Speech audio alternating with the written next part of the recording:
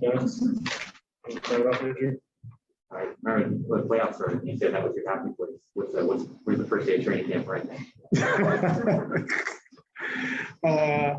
I just like getting back to work. You know, that's where it all starts, where it all begins. Having some young guys in, and they're kind of like all over the place, very excited. Our veteran guys are, but it's good to have everybody back in the gym and get a chance to work with the guys again and just try to build toward their common goal, and that's to try to win. So I'm very excited to be back.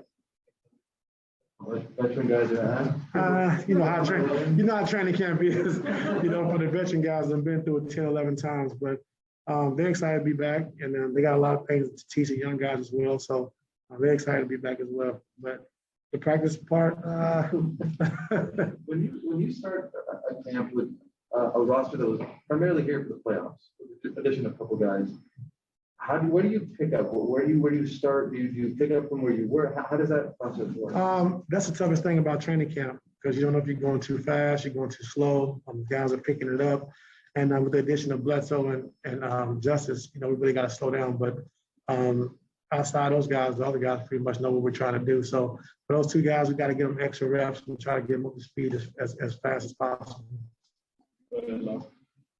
Ty, what's the biggest challenge for you with this camp compared to last year when you had to run your first camp? No different challenges. I think the biggest thing is Kawhi being out. But other than that, I just think we're going to run it the same way. We're not going to try to kill our guys. I know it's like the shortest offseason, in NBA history, I think in any sports history, for that matter. So we got to be smart, but we also got to get our work in. We got to work on execution. When you're missing a guy like Kawhi, you got to be really, really good at executing. And that's what we got to work on this season. What are you working on specifically today?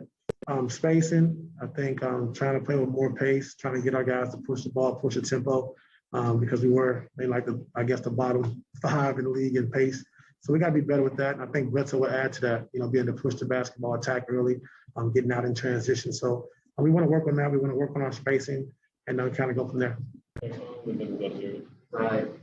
Obviously, you have some new pieces, but how much do we take from the 6 games without Kawhi in the playoffs? How much can we take from that and think that this is what we're going to see this season, or how much you're going to try to keep of that? We'll try to keep a lot of that. I thought we were pretty successful with what we try to do. Wasn't able really to implement a lot of new things because it was so late in the season, and we didn't want to confuse our guys. But I give our guys credit; they did a great job of adjusting and trying to do what we asked them to do offensively. When you lose a big piece like Kawhi and having to play around that, it is kind of difficult. But those guys did it, so we want to just continue to build off that what we did offensively last year, and then add a few things as well. Is that kind of like how you hope that? Obviously you want to win, but is that kind of how you guys hope to look this season as far as style play and everything like that? Yeah, I would think so. We're going to play small.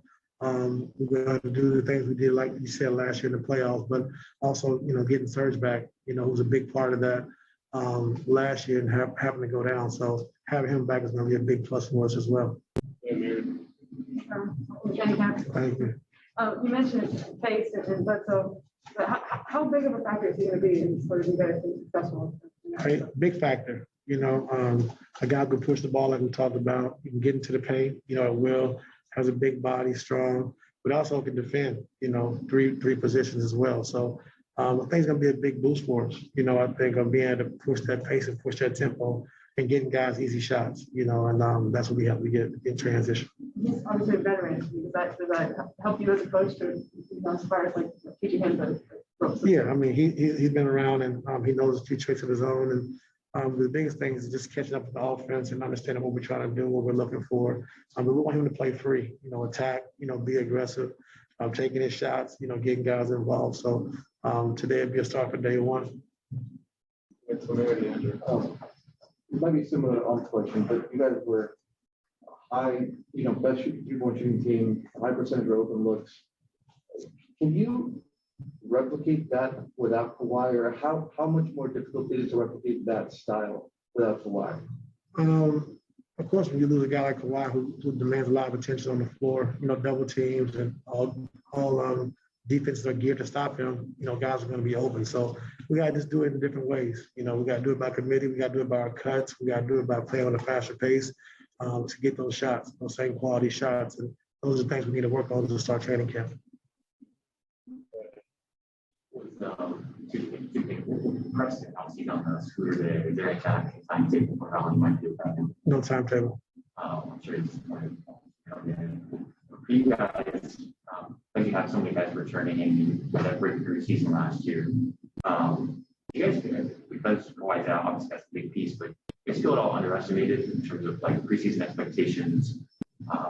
You know, you're largely counted as a fringe playoff. Well, that's just part of it. You know, when you lose a player like Kawhi, you know, it's natural to just, you know, count the team out, you know, because he is a big part of what we do, but we don't feel that way at all. We know we got, you know, to put the work in and continue to keep getting better and better, but we're not really worried about the outside. We know what we got to do. We know we got to continue to keep working every single day, play together. We got to do it by committee to make up for Kawhi's absence.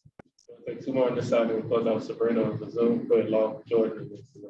Yeah, when it comes to, you know, establishing an organization, trying to figure out who's a candidate to even start, where are you with that? Obviously, it seems like some guys are blocked off, would honestly be a lot to start. But where the guys like Terrence Mann, who kind of fit into the picture there? We're going to start. We know we're going to try it out. We're going to go with Reggie, Bledsoe, PG, Marcus, and Zoo. And that's how we're going to, you know, start the season. Taking a look at it today and see how it looks. Of course, we're going to change the lineups, you know, throughout the course of practices, but that's my vision right now. And then, you know, kind of go from there and see what happens. How you doing, Coach? Good, how are you? We talk about how good the listeners have been with young guys. You know, you have Scruggs, you know, you had him here, been here for a little bit of time. You have Austin deciding. And then when we walked in, they were going over transition defense, you know. What do you tell them as a former player, you know, going into camp? You know, I know you remember your first time coming from Nebraska. What do you tell them going into camp in a situation like that? No, they're going to be nervous. You know, it's just part of it. You know, just come in, you want to do well. But my biggest thing I tell those guys is just play your game. You know, do what got you here, what got you to this point. And if you're doing too much, we'll let you know. But just be who you are. And that's kind of how I like to coach. You know, I want guys to play free, play without walking on eggshells, and just kind of play their game. And so those guys, they've been here for like a month and a half working out before training camp started. We kind of implemented some things for them to try to give them a head start getting into training camp so they're more comfortable. So we'll see today. We'll close out with Sabrina. Hey, Ty. Hello. It seems like you have more young players on this team than you ever have in your coaching career. How does that affect the way you approach things? It doesn't change anything. I think those guys are going to give us the energy when we need it. You know, we got some guys that I think that we got 6 guys on the team that've been in the league 10 years or more. So we're going to need some young guys to pick up practices, to do certain things for us and give us that energy we need. So it's a different mix. It's a good mix. And I'm just excited to get back doing it. Are you doing 2-day practices again too? Not right now, but we'll see if we need it. I mean, I'm not understanding like far as just execution. If guys are not picking up things quick enough, then we'll come in for like 45 minutes or something. But as of right now, no, because of the shortened season. Yes, sir. We got 3